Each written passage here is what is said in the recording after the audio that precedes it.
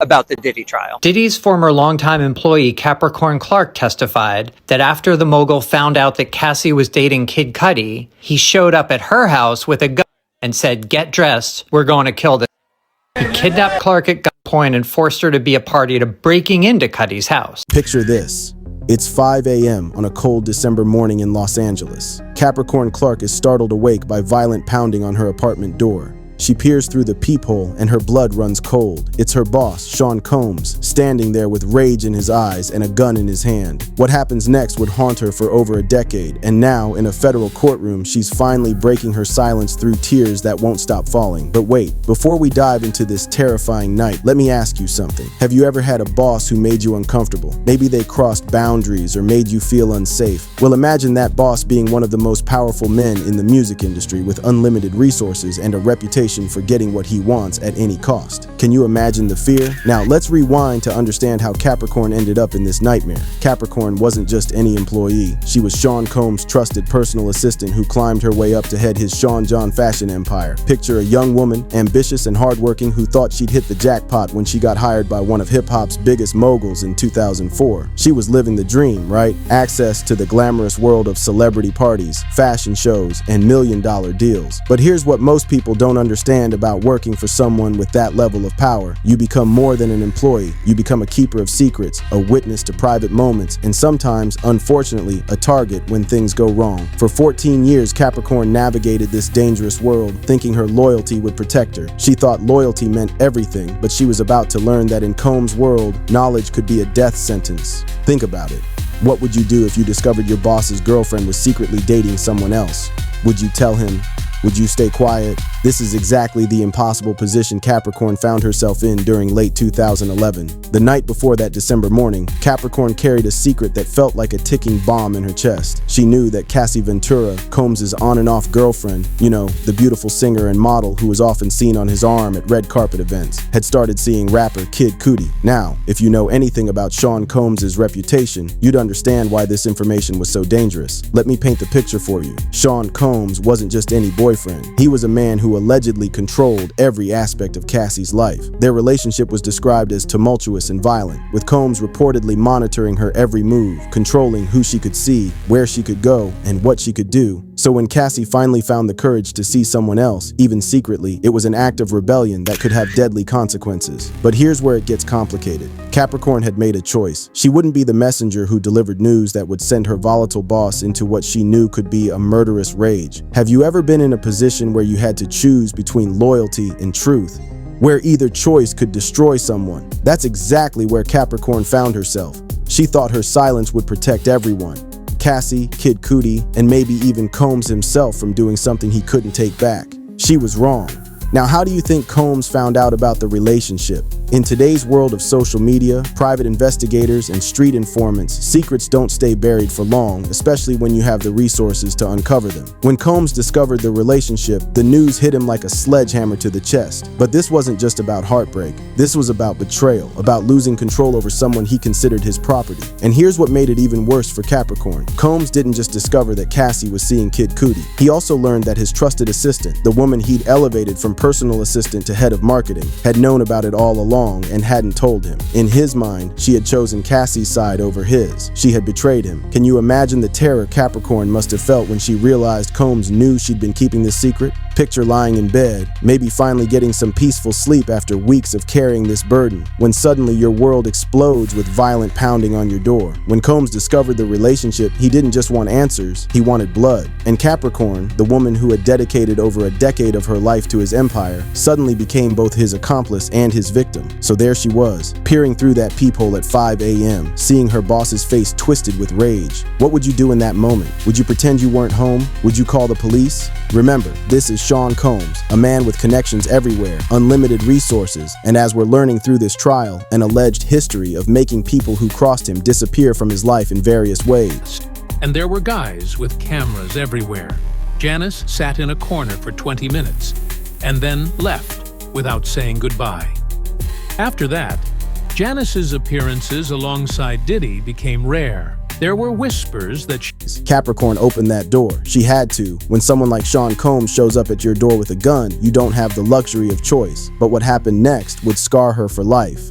We're going to go kill him." Those 6 words changed everything as Combs forced Capricorn into his car at gunpoint, speeding through the empty streets of Los Angeles toward the Hollywood Hills where Kid Cudi lived. Can you imagine sitting in that passenger seat, your heart hammering against your ribs so hard you think it might burst, watching the man you'd worked for, the man you thought you knew, transform into someone completely unrecognizable? Picture the scene. It's still dark outside, the city barely waking up, and here's this powerful music mogul driving like a madman with his former assistant as his unwilling passenger, heading to potentially commit murder. This wasn't a spur-of-the-moment decision either. Combs had brought one of his security employees with him. This was planned. This was calculated. This was the moment when Capricorn realized that all those years of thinking she was part of his inner circle, she was really just another pawn in his game. But here's what makes this even more chilling. This wasn't just about Cassie anymore. This was about power, control, and what happens when someone dares to keep secrets from a man who believes he owns everyone around him. In Combs' twisted logic, Kid Cudi had committed the ultimate sin.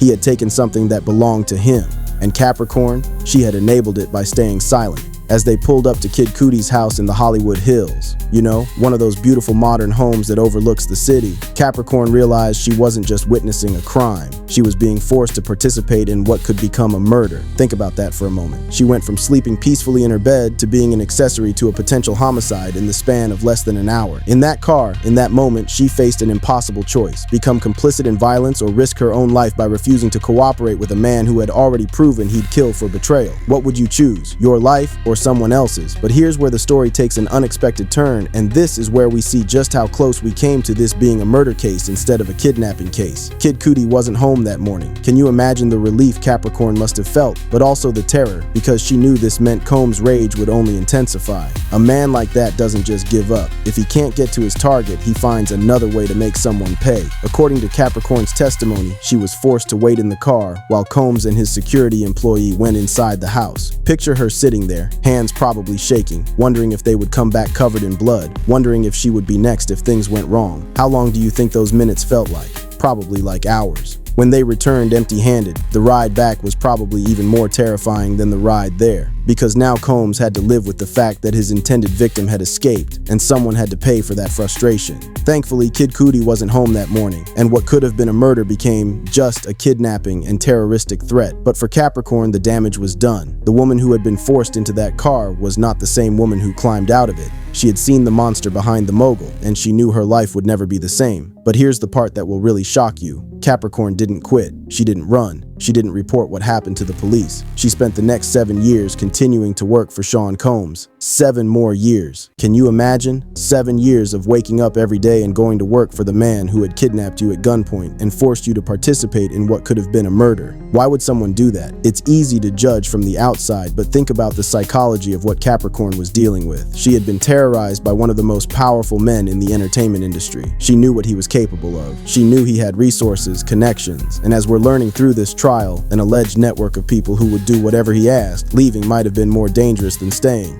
For 7 years, Capricorn carried the weight of that December morning, knowing that her silence had nearly cost a man his life and that her boss saw her as nothing more than a disposable tool in his violent games. Every day she went to work knowing she was working for someone who had threatened to kill another human being in front of her. Every day she had to smile, take meetings, manage his fashion empire, all while carrying this terrible secret. Can you imagine the psychological toll, the sleepless nights, the constant fear that if she ever crossed him again, she might not be so lucky? This is what trauma looks like in the corporate world when your boss has unlimited power and no moral boundaries. But the story doesn't end there, because what Capricorn didn't know was that this December morning was just one piece of a much larger pattern of alleged criminal behavior. The kidnapping, as terrifying as it was for her, was building evidence for what would eventually become a federal racketeering case against Sean Combs. Think about it. If he was willing to kidnap his own employee and threaten to commit murder over a relationship, what else was he willing to do? What other lines was he willing to cross? What other people had he threatened, intimidated, or worse? Now, over a decade later, Capricorn sits in a federal courtroom, tears streaming down her face as she finally tells her truth. But let me ask you this. What do you think it took for her to finally find the courage to speak up? After 13 years of silence, after 13 years of carrying this burden, what finally made her decide that enough was enough?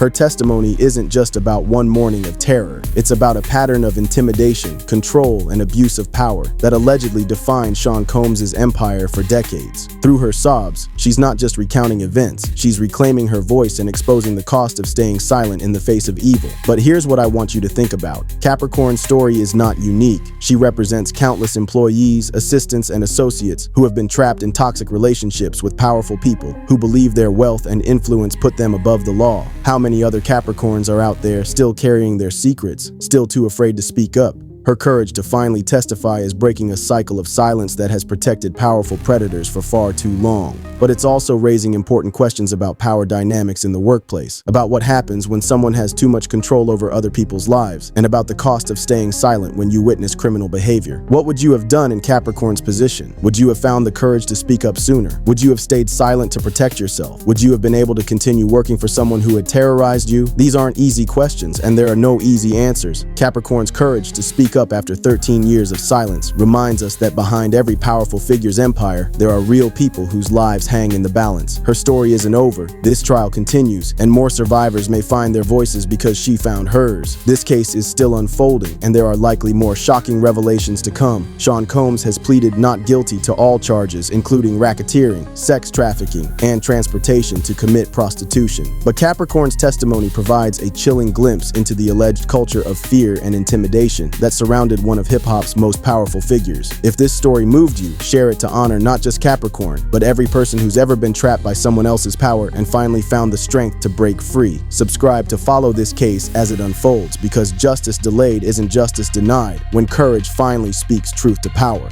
What do you think will happen next in this trial? Do you believe Capricorn's testimony will be enough to convince the jury? And what does this case say about the culture of silence that has protected powerful predators for far too long? Let me know your thoughts in the comments below.